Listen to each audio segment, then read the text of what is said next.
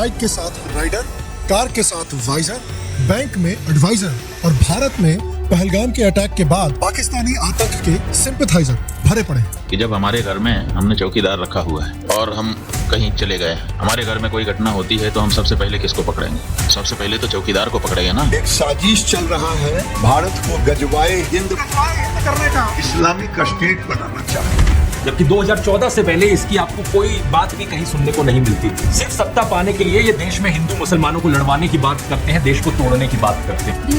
इसको भी हिंदू मुस्लिम बनाएगा, इसको भी हिंदू मुस्लिम वाला एंगल दे दोगे तुम लोग। अरे ये कोई हिंदू मुस्लिम वाला सीन नहीं है इधर। मेरा ये मानना है कि टेररिज्म का कोई रिलीजन नहीं होता। ये जो दहशतगर्दी इस वक्त मुसलमानों की तरफ से हो रही है, इसका सबब वो मजहबी फिक्र और रिलीजियस थॉट है जो मुसलमानों के मदरसों में पढ़ाया जा रहा है, जो उनकी सियासी तहरीकों में सिखाया जा रहा है। और यही मेरा मानना है कि भारत के लिए सबसे बड़ा चैलेंज है। जब क्लियरली इस्लामिक आतंकियों ने हिंदूज को स्पेसिफिकली टारगेट करके मारा, फिर भी भारत में ऐसे लोग हैं जो इन आतंकियों का ब्लेम कम करने की कोशिश कर रहे हैं। जब कश्मीरी हिंदुओं को रिलीजन के बेसिस पर टारगेट करके कश्मीर से हटाया गया, फिर भी लोग इंडियन गवर्नमेंट को ब्लेम कर रहे हैं और इस्लामोफोबिया का नारा लगा रहे हैं। और ये सब उसके बाद हो रहा है जब पाकिस्तान का आर्मी चीफ खुद अपने मुंह से पाकिस्तान की नीयत क्लियर कर चुका है। Our forefathers they thought that we are different from the Hindus in every possible aspect of life. That was the foundation of the two-nation theory that was laid there. That we are two nations, we are not one nation. और इसीलिए India के लिए challenge सिर्फ पाकिस्तान और China के साथ दो front का वॉर ही नहीं है। असली चैलेंज है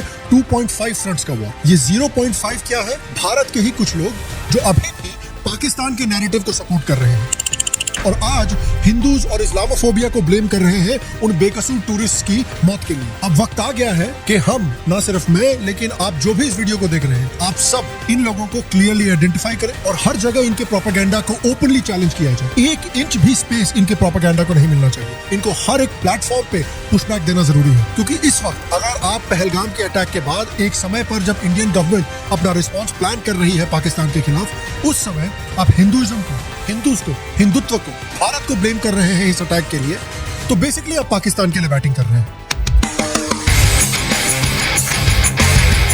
हेलो शाम शर्मा शो की एपिसोड में आपका बहुत बहुत स्वागत है। मैं हूं सेकुलरिज्म का सीईओ शाम शर्मा और आप सबको देखिए, अनफॉर्चुनेट बात यह है कि ये जो पाकिस्तान के लिए बैटिंग करने वाला बिहेवियर है, इंडिया को ही ब्लेम करने का बिहेवियर है आतंकी अटैक्स के लिए, ये इंडियन पॉलिटिक्स में बिल्कुल टॉप से आता है। हमारे राष्ट्रीय जीजा जी रॉबर्ट वाड्रा कहते हैं कि ये अटैक हिंदुत्व पॉलिटिक्स की वजह से हुआ है। In our country, we see that this government will try and show that, talk about Hindutva, and the minorities feel uncomfortable, and they feel troubled when you have a survey on mosques, or you tell people you cannot pray in this way or that way. These kind of things create instability, communal issues. And if you see the way this act, if you dissect this terrorist act that took place, if they're looking at people's identity, why they look at people's identity?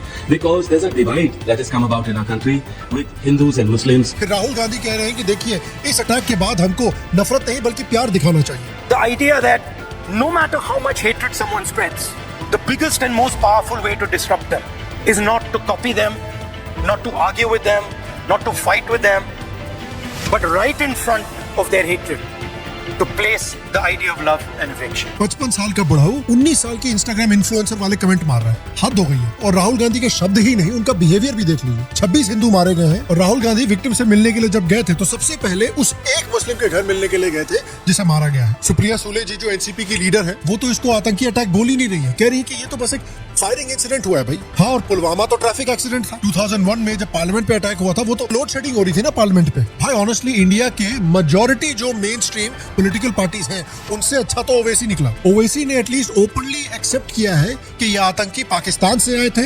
Religiously motivated थे और religion के नाम पे target किया है उन्होंने tourist को। और इन कमीनों हरामजादों ने जो हरकत की, वहां पर नाम पूछकर गोली मारे, समुदाय पूछकर मारे, तो ये इसकी अकाउंटेबिलिटी होनी चाहिए। और यकीनन ये दहशतगर्द हमारे पड़ोसी मुल्क पाकिस्तान से आए। पाकिस्तान के अगर पहलगाम तो आ गए तो श्रीनगर भी जा सकते हैं लोग। तो ये अकाउंटेबिलिटी फिक्स होना जरूरी है, डिटरेंस पॉलिसी हमारी देखना जरूरी है, और ये जो हरकत किए ये कुत्ते, इनको सजा मिलना जरूरी है। ये इकलौता ऑपोजिशन पॉलिटिशियन है जिसने ओपनली इन आतंकियों को हरामी बोला है, कुत्ता बोला है, और ये कहा है कि सिर्फ इन आतंकियों को नहीं मारना चाहिए बल्कि इनके जो बॉसेस बैठे हुए हैं रावलपिंडी में पाकिस्तानी आर्मी को, उनको भी सख्त से सख्त सजा मिलनी चाहिए। तो वेयर क्रेडिट इज ड्यू, वहां पर क्रेडिट हमको ओवैसी जी को देना चाहिए। अब कमाल की बात यह है कि जितनी नफरत इनके छोटे भाई को भारतीय हिंदुओं के लिए है, उतनी ही नफरत इन बड़े भाई को पाकिस्तानियों के लिए है। अजीब फैमिली है साला। बट स्टिल एक समय पे जब ऑपोजिशन पार्टीज कह रही है कि भैया इसमें धर्म का कुछ लेना देना ही नहीं है, उस समय पे इतना स्ट्रॉन्ग स्टेटमेंट दिया है ओवैसी ने, एक ऑपोजिशन लीडर ने, उसकी सराहना हमें करनी चाहिए। क्योंकि जिस समय पर ओवैसी ऐसे स्टेटमेंट दे रहे हैं, उस समय पर भारत के धर्मगुरु कि भैया पाकिस्तान से ज्यादा हमको इंडियन गवर्नमेंट को सजा देनी चाहिए। कि जब हमारे घर में हमने चौकीदार रखा हुआ है और हम कहीं चले गए हैं, हमारे घर में कोई घटना होती है तो हम सबसे पहले किसको पकड़ेंगे? सबसे पहले तो चौकीदार को पकड़ेंगे ना। सो कॉल्ड जर्नलिस्ट कह रही है कि भाई जिन हिंदू विक्टिम्स को उनके रिलीजन के लिए मारा गया है, उन पे कुछ ज्यादा ही अटेंशन हम खर्च कर रहे हैं। थोड़ा अटेंशन कश्मीरी शॉल बेचने वाले, शिकारा चलाने वाले, एप्पल बेचने वाले लोगों पे हमको करना चाहिए, जिनकी नौकरियां चली जाएंगी इसके बाद। रवीश कुमार उर्फ जीबी रोड इंजॉयर, वो भी सेंट्रल गवर्नमेंट को ही नहीं बल्कि गोदी मीडिया पे ब्लेम डाल रहे हैं इस अटैक के लिए। जो हरपी जिन्होंने जीबी रोड से पकड़ा है ना, उसने दिमाग खराब कर दिया इस आदमी का। शत्रुघ्न सिन्हा भी देखिए मुंह से हग रहे हैं। क्या घटना घट रही है वहाँ पर हिंदुओं के साथ जो है? ये हिंदुओं क्यों कह रहे हैं? हिंदू मुसलमान सब भारतीय हैं वहाँ पे। ये गोदी मीडिया कुछ ज्यादा ही जरूरत से ज्यादा चला रही है। ये प्रोपेगेंडा वॉर ज्यादा चल रहा है हमारे मित्र माननीय प्रधानमंत्री मोदी जी की तरफ से और उनके ग्रुप के तरफ से ये ज्यादा चल रहा है। हम सब इन आतंकवादियों को गलत समझ रहे हैं। हम सबको पता है कि आतंकवादियों ने क्या किया है, क्यों किया है। आतंकवादियों से ज्यादा वो रिलीजियस टारगेटिंग नहीं कर रहे थे भैया। उन्होंने तो हिंदुओं की पैंट इसलिए उतरवाई थी क्योंकि वो अंडरवेयर का ब्रांड चेक कर रहे थे। उन्होंने बोला बड़ी अच्छी अंडरवेयर है यार, ये क्या है, जॉकी है, कैल्विन क्लाइन है, क्या पहन रखा है ये, और कलर नहीं पसंद आया अंडरवियर का, इसलिए शूट कर दिया उन्होंने। योगेंद्र अर्थात सलीम यादव ने 4 पॉइंट एडवाइस दिया है इंडियंस को कि जो इस अटैक का पेन है उसको कैसे हैंडल किया जाए। उन्होंने कहा है कि देखिए सबसे इंपॉर्टेंट ये है कि इस पूरे मामले में रिलीजन को प्लीज ना लाएं। तो भैया देखिए अच्छी बात है कि आप ये हिंदुस्तानियों को समझा रहे हैं, लेकिन ये बात जिन 4 आतंकियों ने ये अटैक किया है उनको भी समझानी चाहिए ना। अगर उनको समझा देते तो ये प्रॉब्लम ही नहीं होती, वो 30 जिंदगियां भी बच जाती जो चली गई। तो हिंदुस्तानियों को समझाने से पहले अच्छा है कि जरा उन 4 लोगों को बिठा के समझा दो। लेकिन इनको भी पता है कि भैया उनको तो नहीं समझा सकते, क्योंकि अगर उनको समझाने गए तो सलीम जी का क्या होगा वो तो सबको पता है। पिछवाड़े में बंदूक डाल के मैगजीन खाली कर दी जाएगी। और सो कॉल्ड जर्नलिस्ट और पॉलिटिशियन तो ये बकचोदी में लगे हुए हैं, लेकिन सबसे ज्यादा बकचोदी इस समय पे सो कॉल्ड इन्फ्लुएंसर्स पेल रहे हैं। ये अटैक होते ही दुग्गल जी मैंचूरियन कैंडिडेट की तरह खड़े हो गए और शुरू हो गए कि देखिए किसी न किसी तरह से पाकिस्तान से ब्लेम हटाना है और भारत पे ब्लेम डालना है, कुछ भी हो जाए। और पूरा ये वीडियो जो उन्होंने रिलीज किया है, ये बेसिकली पूरा वीडियो यही करता है। सरकार की गलती है, हमला करने वाला तो हमला करेगा ही, तो पाकिस्तान की क्या गलती है? तुम क्यों गला लेके घूम रहे हो बाहर? क्रिमिनल तो काटेगा ही। टाइम्स ऑफ इंडिया में राजशेखर झा की रिपोर्ट में एक सूत्र के हवाले से कहा गया कि पहले से इनपुट्स थे कि अप्रैल के पहले हफ्ते में आतंकियों ने कुछ होटलों का पूर्व परीक्षण किया था, इसलिए कोई इंटेलिजेंस फेलियर नहीं था, इंटेलिजेंस इनपुट्स होने के बावजूद अटैक हो गए। ये तो ये भी बोलने लगे कि गजवाए हिंद वाला जो कॉन्सेप्ट है ये कुछ नहीं होता, ये फेक है। ये तो 2014 में बीजेपी ने नकली कॉन्सेप्ट इजाद किया है। बताइए। एक साजिश चल रहा है भारत को गजवाए हिंद करने का, इस्लामिक स्टेट बनाना चाहते हैं। जबकि 2014 से पहले इसकी आपको कोई बात भी कहीं सुनने को नहीं मिलती थी। सिर्फ सत्ता पाने के लिए ये देश में हिंदू मुसलमानों को लड़वाने की बात करते हैं, देश को तोड़ने की बात करते हैं। So apparently मोहम्मद बिन कासिम, गजनी, घोरी, सिकंदर बुटशिकन, जिन्ना, इन सबको बीजेपी ने क्रिएट किया था। यही तो फनी चीज है बीजेपी के बारे में। बीजेपी के सपोर्टर सोचते हैं कि बीजेपी वर्थलेस है, किसी काम की नहीं है, कुछ नहीं होता बीजेपी से। जबकि जो लोग बीजेपी को नहीं पसंद करते उनके लिए BJP is a Thanos level का थ्रेट, कि बीजेपी ने किसी तरह से सारे इन्फिनिटी स्टोन्स कलेक्ट कर लिए हैं, बीजेपी टाइम में वापस ट्रैवल करके गई है और बीजेपी ने मोहम्मद बिन कासिम, गजनी, घोरी, सिकंदर बुटशिकन और जिन्ना को क्रिएट किया है ताकि वो 2014 में इलेक्शन जीत सके। दुग्गल साहब कह रहे हैं कि असली में बीजेपी है जो हिंदू मुस्लिम कर रही है। 2 नेशन थ्योरी, काफिर को मारना, कुरान वगैरह को कोट करना, ये सब गलत है। पाकिस्तान की क्या गलती है इसमें? और कश्मीर से, पहलगाम से और पाकिस्तान से ब्लेम हटाने के लिए बेसिकली दलित लाइव्स मैटर पे चले गए। अबे पहलगाम के दलित लाइव मैटर से क्या लेना देना है यार? इनसे जरा पूछकर देखो कि आज तक कितने ब्राह्मण, राजपूत या बनियों की बारात में उन्हें घोड़ी पर बैठने से रोका गया है। हमेशा दलितों को ही क्यों मारा पीटा जाता है? इनफैक्ट पहलगाम में तो जो टूरिस्ट को मारा गया है वहां पर उनसे जात नहीं पूछी, लैंग्वेज नहीं पूछा, किस स्टेट से आते हो, कुछ नहीं पूछा, सिर्फ इतना चेक किया कि हिंदू हो या नहीं, और सारे हिंदुओं को मार दिया। और एंड में ये आदमी पहलगाम को पैलेस्टाइन से कंपेयर कर रहा है। सोच के देखिए ये कितना डेंजरस सीन है कि एक समय पर जब भारत एक हॉरिफाइंग रिलीजियसली मोटिवेटेड अटैक का सामना कर रहा है, जब इंडिया एक स्ट्रैटेजी डेवलप करने की कोशिश कर रहा है जिससे पाकिस्तान को परमानेंटली हर्ट किया जा सके ताकि इंडियन सिटीजंस की सेफ्टी को इंश्योर किया जा सके फॉर द लॉन्ग टर्म, जब इंडिया को इंटरनेशनल सपोर्ट और कोऑपरेशन की जरूरत है ताकि इंडिया कॉन्फिडेंटली ये स्टेप्स ले सके, तब सो कॉल्ड इन्फ्लुएंसर्स पूरा जोर लगा रहे हैं इस बात पे कि भारत फेल हो जाए। ये लोग पूरी कोशिश में लगे हुए हैं पाकिस्तान को बचाने की, इंडिया को ही अटैक के लिए ब्लेम करने की, हिंदुत्व और बीजेपी को इस अटैक के लिए ब्लेम करने की, पूरे नैरेटिव को घुमाने की कोशिश कर रहे हैं ताकि दुनिया इंडिया के सपोर्ट में खड़ी ना हो पाए। अब आप लोग बताइए, ये लोग पाकिस्तान के लिए बैटिंग नहीं कर रहे हैं तो क्या कर रहे हैं? क्या लॉजिक है इस वक्त ये ड्रामा करने का? क्या पॉइंट है जब देश डिसाइसिव एक्शन लेने की कोशिश कर रहा है एक जेन्युइन आतंकी स्टेट के खिलाफ, तब उसके पीछे से इंडिया का केस वीकन करने की क्या जरूरत है? और ये सिर्फ दुग्गल साहब नहीं है, ये एक पूरा इन्फ्लुएंसर इकोसिस्टम इसमें लगा हुआ है। अपूर्वानंद जो एक प्रोफेसर है भारत में और द वायर के लिए वीडियोस बनाता है, वो कह रहा है कि भाई पाकिस्तानियों ने हिंदुओं को मारा तो क्या बड़ी बात हुई, इंडिया में तो मुस्लिमों को रोज टारगेट किया जाता है रिलीजन के नाम पे। एक इन्फ्लुएंसर मैडम कह रही है कि ये अटैक इंडिया ने करवाया है, मोदी ने करवाया है वोट्स के लिए। वाह, अरे भैया अभी कौन सा इलेक्शन आ रहा है जिसमें वोट चाहिए? वोट चाहिए थे 2024 के इलेक्शन में यार, वहां पे तो पूरी मेजोरिटी इनकी आई नहीं, उस समय करवा ले तो उस समय क्यों नहीं करवाया? इतना ही बड़ा अगर मास्टरमाइंड है मोदी कि भाई पाकिस्तान की पूरी गवर्नमेंट को, पूरे आतंकी इंफ्रास्ट्रक्चर को कंट्रोल कर रहा है, तो 2024 में क्यों नहीं करवाया? मैडम रवीश कुमार वाली बीमारी हो रखी है क्या? लोग कह रहे हैं कि देखिए इस्लामोफोबिया मत फैलाइए, इस्लामोफोबिया फैलाना बड़ी गलत चीज है इस समय पे। ये बड़ी अच्छी बात है। इसको ना हम एक दूसरे एंगल से देखते हैं कि भाई जिस तरह से इन आतंकियों ने हिंदुओं को रिलीजन के नाम पे टारगेट किया, उनके रिलीजन की वजह से टारगेट किया, और उन्होंने बोला भी है कि हम काफिरों को उनके रिलीजन की वजह से टारगेट कर रहे हैं, ठीक है? उसी तरह से मान लीजिए एक लड़की को, अगर एक आदमी ने एक लड़की होते हुए टारगेट किया और उस पर असॉल्ट किया तो क्या होता? क्या हम बोलते हैं कि देखिए मर्दों को इस तरह से डिमोनाइज नहीं करना चाहिए? थोड़े मोड़े असॉल्ट यहाँ में होते रहते, क्या बड़ी बात है यार। मेन है कि औरतों और मर्दों के बीच में रिलेशनशिप खराब नहीं होनी चाहिए, दोस्ती यारी खराब नहीं होनी चाहिए।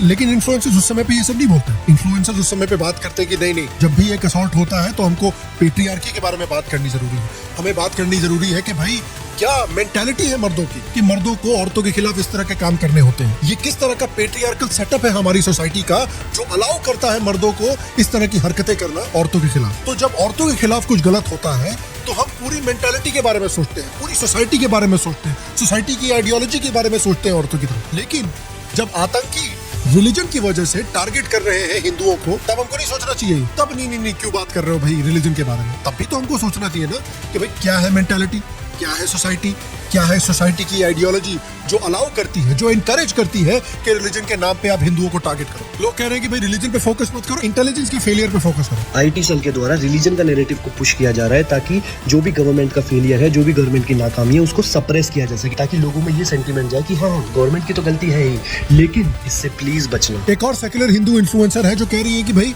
टेररिज्म का कोई रिलीजन ही नहीं होता, अटैक में हिंदू मुस्लिम एंगल ही नहीं है। से भी शर्म है, इसको भी हिंदू मुस्लिम बनाएगा, इसको भी हिंदू मुस्लिम वाला एंगल दे दोगे तुम लोग। अरे ये कोई हिंदू मुस्लिम वाला सीन नहीं है इधर। कसम से इन लोगों से ना यार, हमको तो छोड़िए, आतंकी परेशान हो गए होंगे। ये इतनी मेहनत करते हैं कि भाई वी आर मेकिंग श्योर, ये जो सर्वाइवर्स थे, सर्वाइवर्स को उन्होंने बार बार बोला कि देखिए आप हिंदू हैं इसलिए आपको टारगेट किया गया है, जाके बोलो मोदी को कि हम मुस्लिम्स हिंदुओं को छोड़ेंगे नहीं। लेकिन फिर इन्फ्लुएंसर आ जाता है, बोलता है नहीं तुमको क्या पता, तुमने इस्लाम पढ़ा थोड़ी है, तुम मुस्लिम थोड़ी हो ढंग के, तुमने रिलीजन के लिए नहीं किया। अब वो बोल रहा है बार बार कि भाई मैंने रिलीजन के लिए किया, क्यों कंफ्यूज कर रही हो? ये बोलते नहीं, इसका रिलीजन से कोई लेना देना ही नहीं है, इसमें हिंदू मुस्लिम करने की जरूरत ही नहीं है। तो यार हम जितना परेशान हो रहे होंगे ना, उससे ज्यादा तो साला आतंकी परेशान हो रहे होंगे इन इन्फ्लुएंसर से। ये वो वाला मीम है ना, मेरे को पता नहीं है लेकिन है। ये सारे इन्फ्लुएंसर वही कर रहे हैं। नहीं तू आतंकी नहीं है, तूने रिलीजन के लिए नहीं किया, तेरे को पता नहीं है, तूने रिलीजन के लिए नहीं किया। हमारे देश के सेक्युलर जर्नलिस्ट जो कहते हैं कि भाई कट्टर हिंदुओं से बहुत प्रॉब्लम है, लड़कियों को कट्टर हिंदुओं से शादी तक नहीं करनी चाहिए, उनको कट्टर मुस्लिम्स में कुछ प्रॉब्लम नहीं दिखती। कुछ आंटियां जो पहलगाम जाके बोल रही है कि नहीं सब चीजें ठीक है, देखिए कश्मीर में कितनी मेहमान नवाजी हो रही है हमारी, कश्मीर में कुछ भी प्रॉब्लम नहीं है, छोटी मोटी ऐसी प्रॉब्लम्स तो होती रहती है, छोटे मोटे हिंदू तो मारे जाते हैं।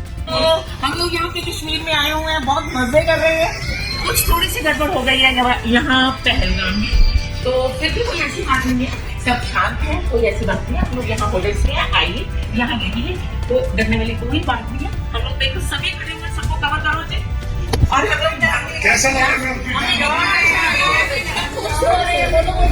अबे आंटी ये डीडीएल से बना रखा है तुमने? बड़े बड़े देशों में छोटी मोटी चीजें होती रहती है सिमरन। बिग बॉस 18 के विनर करणवीर मेहरा की सुलग गई है जब से मोदी जी ने इंडस वाटर ट्रीटी सस्पेंड कर दी है। बांट दिया इस धरती को, क्या चांद सितारों का होगा, नदियों को कुछ नाम दिए, बहती धारों का क्या होगा। शिव की गंगा भी पानी है, आबे जमजम भी पानी है, पंडित भी पिए, मौला भी पिए, तो पानी का मजहब क्या होगा?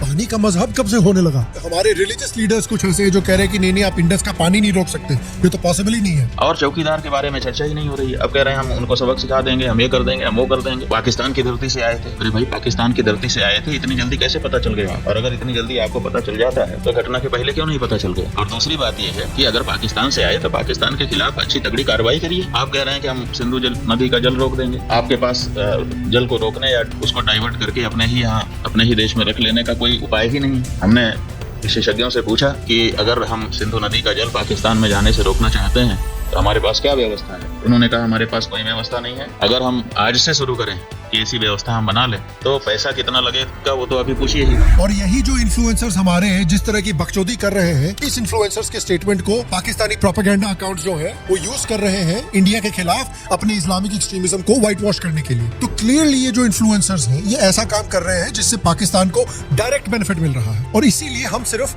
पाकिस्तानियों को ब्लेम नहीं कर सकते ये जो प्रॉब्लम हो रही है इस समय पर उसके लिए, क्योंकि बहुत लोग कहते हैं कि इंडिया को 2 फ्रंट वॉर का सामना करना पड़ रहा है एक समय पे। एक फ्रंट है पाकिस्तान और दूसरा फ्रंट है चाइना। लेकिन रियलिटी ये है कि इंडिया को 2.5 फ्रंट का वॉर लड़ना पड़ रहा है, क्योंकि 0.5 एक बड़ा हिस्सा है भारत के अपने ही लोगों का जो आज भी पाकिस्तान के नैरेटिव को सपोर्ट कर रहे हैं। और अटैक के लिए इंडिया हिंदूज और सो कॉल्ड इस्लामोफोबिया को ब्लेम कर रहे हैं। जो इनोसेंट टूरिस्ट मारे गए हैं उनके खून का इल्जाम भी ये अपने ही लोग अपने ही देश पर लगा रहे हैं। तो इंडिया के लिए सबसे बड़ा चैलेंज ये है कि अपने घर के अंदर के जो दुश्मन है इनसे कैसे जूझा जाए। और ये घर के भेदी जो क्रिएट हुए हैं ये इंडिया का एक सबसे बड़ा इंटेलेक्चुअल और स्ट्रेटेजिक फेलियर रहा है। और ये फेलियर आता है शत्रुबोध के एब्सेंस से, यानी अपने दुश्मन को पहचानने की समझ ही इंडिया में मिसिंग रही है। और सिर्फ समझ में ही नहीं बल्कि स्टेट apparatus में भी, पॉलिटिकल क्लास में भी, मिलिट्री में, ब्यूरोक्रेसी में, हर जगह ये समझ नहीं रही है। जब तक आप दुश्मन को क्लियरली समझते नहीं है, जब तक आप उसके मोटिवेशंस और उसके सोच को समझते नहीं है, तब तक आप अपने आप को ना तो डिफेंड कर सकते हैं और ना ही जीत सकते हैं। और इसी वजह से इंडिया कभी भी पाकिस्तान को परमानेंटली वैंक्विश नहीं कर पाया है, डिस्पाइट डिफीटिंग पाकिस्तान इन मल्टीपल वॉर्स। और ना ही पाकिस्तान के खिलाफ एक रूथलेस परमानेंट डिटरेंस क्रिएट कर पाया है। बिकॉज वॉर जीतने के बाद भी वो जो लैक ऑफ अंडरस्टैंडिंग है पाकिस्तान की, वो हमारे दिमाग में हमेशा रही है। पाकिस्तान जैसे दुश्मन को भी हमने कभी अच्छे से स्टडी नहीं किया, जबकि वो ओपनली बोलता है कि वो भारत और हिंदुओं का नेचुरल एनिमी है। उन्होंने अपना पूरा देश एक आइडियोलॉजी के ऊपर बनाया है, यानी 2 नेशन थ्योरी, मीनिंग हिंदूज और मुस्लिम्स 2 कंप्लीटली डिफरेंट नेशंस हैं, 2 कंप्लीटली डिफरेंट सिविलाइजेशंस हैं जो साथ में कोएग्जिस्ट कर ही नहीं सकते। और जब पाकिस्तान अपनी दुश्मनी इस तरह से ओपनली डिक्लेयर करता है तब भी हमारे देश में ये जो इन्फ्लुएंसर्स हैं, पॉलिटिशियंस हैं, मीडिया वाले हैं, इवन पीएम के फॉर्मर एडवाइजर्स हैं, वो कहते हैं कि नहीं पाकिस्तान तो हमारा भाई है। कुछ Kashmir experts like as Dulat जो कि रॉ के चीफ हुआ करते थे वाजपेयी गवर्नमेंट में, प्राउडली कहते हैं कि हमें मूव ऑन करना चाहिए और पाकिस्तान के साथ अच्छे रिलेशनशिप डेवलप करने चाहिए। ये है इंडिया की अंडरस्टैंडिंग ऑफ पाकिस्तान। इंडिया की अंडरस्टैंडिंग ऑफ पाकिस्तान बहुत ही शैलो है, एनेक्डोटल है, फ्लेकी है और सुपरफिशियल है। इसी वजह से आज भी लोग बोलते हैं कि अरे हम तो सब एक ही लैंग्वेज बोलते हैं, हमारे सारे कस्टम सेम है, हमारे सारे ट्रेडिशन सेम है, हम सारे म्यूजिक सेम सुनते हैं। अरे नहीं यार, हम सारे कपड़े एक जैसे पहनते हैं, हम सारे एक जैसे दिखते हैं, हमारे सपने और एम्बिशंस भी एक जैसे हैं। भाई क्या बात कर रहे हो यार, जमीन आसमान का फर्क है। इंडियन सपने देखते हैं अपने बच्चों को पढ़ाने का, उन्हें डॉक्टर, इंजीनियर, एंटरप्रेन्योर बनाने का, देश को आगे ले जाने का। इंडियंस अपने आप को अगला इलॉन मस्क बनाना चाहते हैं, अगला मुकेश अंबानी, अडानी बनाना चाहते हैं। पाकिस्तान में सपना है कि बच्चों को जिहादी बनाए, काफिर के खिलाफ लड़वा के मरवा के शहीद बनाए। उनके heroes Ambani, Adani, Elon Musk नहीं है, उनके हीरोज है हाफिज सईद, ओसामा, गोरी, गजनी। खैर गोरी गजनी तो बन नहीं पाए, आंखें फिल्म के महमूद जरूर बन गए हैं। तो एक तरफ पे इंडियन साले कंफ्यूज्ड है, लेकिन पाकिस्तानी एकदम क्लियर है। तो आपको समझना पड़ेगा कि ये जो रिलीजियस हेट्रेड है, ये जो 2 नेशन थ्योरी है, it is the bedrock of the Pakistani state. ये पाकिस्तान की फाउंडिंग आइडियोलॉजी है। बिना इस आइडियोलॉजी के पाकिस्तान का कोई अस्तित्व ही नहीं है। ये खुद पाकिस्तानियों ने समझाया है कि हर एक पाकिस्तानी की आइडियोलॉजी है मजहबी फिक्र, जो मदरसे के थ्रू बच्चों में डाली जाती है, उन्हें ट्रेन किया जाता है, जिसमें उनपे मजहब की जिम्मेदारी डाली जाती है। पाकिस्तानी मदरसों में क्या पढ़ाया जाता है वो खुद क्लियरली बता रहे हैं। और हमारे इन्फ्लुएंसर्स आंखें बंद करके बैठे हुए हैं। उन्हें बचपन से सिखाया जाता है उनकी मजहब क्या है, 2 नेशन थ्योरी क्या है, हिंदुओं के खिलाफ नफरत सिखाई जाती है। उन्हें सिखाया जाता है कि उनकी देश की हिस्ट्री 8th सेंचुरी AD से शुरू होती है, जब मोहम्मद बिन कासिम सिंध आया था। उसके पहले उनकी कुछ हिस्ट्री ही नहीं थी। ये है मेंटालिटी इस देश की भाई, और ये मेंटालिटी हमारे देश में भी अनफॉर्चुनेटली देखने को मिलती है। इस अटैक के बाद हमें देखने को मिली थी। पाकिस्तान का पूरा फाउंडेशन 2 नेशन थ्योरी पर है, और ये 2 नेशन थ्योरी इतनी एक्सट्रीम है कि हर चीज पाकिस्तान में operates according to the 2 nation theory. और बेसिकली ये 2 nation theory Punjabi 2 nation theory है। इसीलिए ये जो पंजाबी मुसलमान है ये किसी के साथ कोएग्जिस्ट नहीं कर सकते। बांग्लादेश के साथ नहीं कर पाए, बांग्लादेश को अलग होना पड़ा। बलोच के साथ नहीं कर पा रहे हैं, बलोच अलग होने वाले हैं। पश्तून के साथ नहीं कर पा रहे हैं, पश्तून इंडिपेंडेंस चाहते हैं, शिया और सुन्नी साथ में कोएग्जिस्ट नहीं कर पा रहे, देवबंदी और बरेलवी साथ में कोएग्जिस्ट नहीं कर सकते, और शिया और सुन्नी अहमदिया के साथ कोएग्जिस्ट नहीं कर सकते। तो जो भी इस टू नेशन थ्योरी को फॉलो करता है वो किसी के साथ भी पीसफुली नहीं रह सकता। ये टू नेशन थ्योरी जो कि बॉलीवुड के एक सबसे बड़े गीगाचैट कैरेक्टर ने कहा था, ये इनके खून में सनी हुई है। इसीलिए पाकिस्तानी जहां जाते हैं वहां प्रॉब्लम क्रिएट करते हैं, वहां असिमिलेट नहीं कर पाता, चाहे यूके हो, यूएसए हो, जर्मनी हो, फ्रांस हो या अरब कंट्रीज ही हो। अब तो अरब कंट्रीज ने इनको लात मार के बाहर निकालना शुरू कर दिया है। इंडियंस ने अपने माइंड में कुछ खाली पुलाव पका रखे हैं कि भैया देखिए पाकिस्तान के जनरल तो विस्की पीते हैं इसलिए लिबरल होंगे, वो पॉलिटिशियन सूट पहनता है इसलिए प्रोग्रेसिव होगा, इंग्लिश बोलता है इसलिए बड़ा मॉडर्न होगा, वो जर्नलिस्ट इंडिया की तारीफ कर चुका है इसलिए बड़ा सेक्युलर होगा। भैया सुअर को शेरवानी पहना दो तो वो टट्टी में लौटना नहीं छोड़ेगा, चाहे उनका एक्सेंट कितना भी पॉलिश्ड हो, कितने भी एनलाइटन मॉडरेट बनने का नाटक करें। पाकिस्तानी स्पेशली पंजाबी मुस्लिम्स एक अलग ही माइंडसेट लेके आते हैं। ये लोग एक कॉम्प्लेक्स से सफर करते हैं जिसे कहा जाता है नियो कॉन्वर्ट कॉम्प्लेक्स, क्योंकि एक तरफ तो ये अपनी जो पुरानी पहचान है, चाहे जाट हो, गुज्जर हो, नारायण हो, राजपूत हो या बनिया कॉन्वर्ट जिन्हें शेख कहा जाता है, एक तरफ तो ये इस पुरानी पहचान से अभी भी जुड़े हुए हैं और उसके ऊपर अपनी नई फेथ को प्रूव करने के लिए इनको और भी एक्सट्रीम बनना पड़ता है। और रिजल्ट ये है कि हिंदुओं की तरफ एक विसरल, पॉइजनस और इरैशनल नफरत है इनके दिलों में। और सिर्फ हिंदू नहीं, सिख्स और क्रिश्चियंस के लिए भी यही नफरत लेके घूमते हैं ये लोग। और ये जो पंजाबी मुस्लिम्स हैं जो मेजॉरिटी पाकिस्तानी आर्मी और आईएसआई में कूट के भरे हुए हैं, ये पाकिस्तान के सबसे विशियस, वेनमस, विसरल और घटिया क्रिएशन है। ये पाकिस्तान की डॉक्ट्रिनेशन मशीन का अल्टीमेट प्रोडक्ट है, जहां हर एक जनरेशन को झूठ, हाफ ट्रूथ और बिगड़ती से ब्रेन वॉश किया गया है। इनफैक्ट हिंदुस्तानियों से ज्यादा क्लियर तरीके से अफगान इन पाकिस्तानियों को समझते हैं। फॉर्मर तालिबान एम्बेसडर मुल्ला अब्दुल सलाम ज़ईफ ने पाकिस्तानियों के बारे में ये कहा था। उन्होंने कहा था कि पाकिस्तान तो ऐसा देश है दुनिया भर में दगाबाजी के लिए इतना मशहूर है कि ये तो एक बैल से भी दूध निकलवा सकते हैं। एक ही मुंह में दो जबान है पाकिस्तानियों के, एक ही सर पे दो चेहरे, हर किसी की लैंग्वेज बोल सके, हर किसी को अपना बना सके और फिर हर किसी को धोखा दे सके। अरब दुनिया को ये अपने आप को इस्लामिक न्यूक्लियर पावर बना के बेचते हैं, बोलते हैं कि हम इस्लाम को और मुस्लिम मुल्कों के रक्षक हैं। अमेरिका और यूरोप से एंटी टेररिज्म अलायंस के नाम पे एड निकलवाते हैं। पाकिस्तानी अवाम और दुनिया भर के मुसलमानों को कश्मीर के जिहाद के नाम पे इमोशनल बेवकूफ बनाते हैं, लेकिन असल में क्या, पर्दे के पीछे सबको धोखा देते हैं। उनका इस्लाम और उनका जिहाद सिर्फ एक चीज के लिए है, अपने ही पड़ोसी इस्लामिक देश और इंडिया के साथ मिलके सबको बर्बाद करने का। ये देश अपने आप को ही नहीं, अपने आसपास के सब लोगों को लेके डूबने वाला है। इमेजिन कीजिए कि एक तालिबान का मेंबर पाकिस्तान को एक एवरेज इंडियन से बेहतर समझता है। ट्रेडिशनल कपड़े पहनने वाले अरब आगे बढ़ना चाहते हैं, रिफॉर्म होना चाहते हैं। देखिए क्या बोल रहे हैं। الله سبحانه وتعالى والرسول صلى الله عليه وسلم لم يضع الله سبحانه وتعالى بينه وبين الناس حجاب، انزل قرانه والرسول صلى الله عليه وسلم طبقه على الارض والاجتهاد مفتوح للابد. والشيخ محمد وهاب لو خرج من قبره ووجدنا نلتزم بنصوصه ونغلق عقولنا للاجتهاد ونؤلهه او نضخمه، لاول من عارض هذا الشيء. فلا يوجد مدرسه ثابته ولا يوجد شخص ثابت. القران الاجتهاد مستمر فيه، والسنه صلى الله عليه وسلم الاجتهاد مستمر فيها، وكل فتاوى حسب كل زمان ومكان وحسب كل فهم. يعني مثلا لما قبل 100 عام يفتي احد المشايخ الاجلاء فتوى معينه وهو لا يعرف مثلا القضيه انها مدوره او لا، وهو لا يعرف قارات العالم، وهو لا يعرف التقنيه والى اخره، ففتواه بناء على معطيات والمعلومات اللي عنده وفهمه القرآن والسنة. لكن هذه تتغير في وضعنا लेकिन सूट बूट पहनने वाले, विस्की पीने वाले पाकिस्तानी साले रिफॉर्म नहीं हो सकते। इंडिया और इंडियंस को अपनी पाकिस्तान के बारे में चल रही सपनों की दुनिया से उठना पड़ेगा। ये जो लोग अक्सर बोलते हैं कि पाकिस्तानी स्टेट और सोसाइटी अलग है, ये पूरा झूठ है। स्टेट और सोसाइटी में कोई फर्क नहीं है पाकिस्तान में। थोड़ा सा सरफेस स्क्रैच कीजिए आप सोसाइटी का, असली चेहरा सामने आ जाता है। ये पाकिस्तानी बड़े अच्छे हैं, उनकी गवर्नमेंट बड़ी खराब है। ये एक नंबर का बेवकूफी वाला, वर्चू सिग्नलिंग वाला कॉन्सेप्ट है। इंडियंस को रियलिटी फेस करनी पड़ेगी कि पाकिस्तान एक इम्प्लेकेबल सिविलाइजेशनल दुश्मन है इंडिया का, एक ऐसा देश जिसका पूरा एग्जिस्टेंस ही एंटी इंडियनिज्म और एंटी हिंदुइज्म पे बेस्ड है। और ये सोचना कि इन लोगों से दोस्ती हो सकती है, ये वैसी ही बेवकूफी है कि बोलना कि केआरके को बस थोड़ी सी एक्टिंग क्लासेस में भेज दो, फिर तो अचानक से उनकी मूवीज की क्वालिटी अच्छी हो जाएगी। अगर इंडिया को सच में पाकिस्तान को उसकी औकात दिखानी है तो सबसे पहला स्टेप है कि रियलिटी को एक्सेप्ट कीजिए कि आप किस माइंडसेट, किस सोच, किस मनाइकल हेट्रेड के लोगों के साथ डील कर रहे हैं। नहीं तो हम हर कुछ महीने बाद वही करते रहेंगे। शॉक, सरप्राइज, अरे ये कैसे हो गया पहलगाम में, अरे ये कैसे हो गया पुलवामा में। हमारी तो इतनी अच्छी दोस्ती चल रही थी। उनका एजेंडा 1947 से बिल्कुल क्लियर है और आज तक वही का वही रहा है। यही मेजर गौरव आर्या ने भी क्लियरली समझाया है। ये आतंकवादियों को मारना छोड़िए, हाफिज सईद दुश्मन नहीं है, आसिम मुनीर दुश्मन है। दुश्मन को पहचाने आप लोग प्लीज, ये मेरी रिक्वेस्ट है।